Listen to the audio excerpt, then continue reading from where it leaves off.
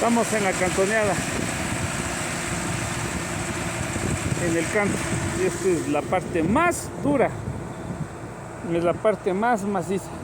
Vamos a ver a Don Machete, a ver, vamos a ver cuánto está profundizando. Ajá. ¿Qué les parece?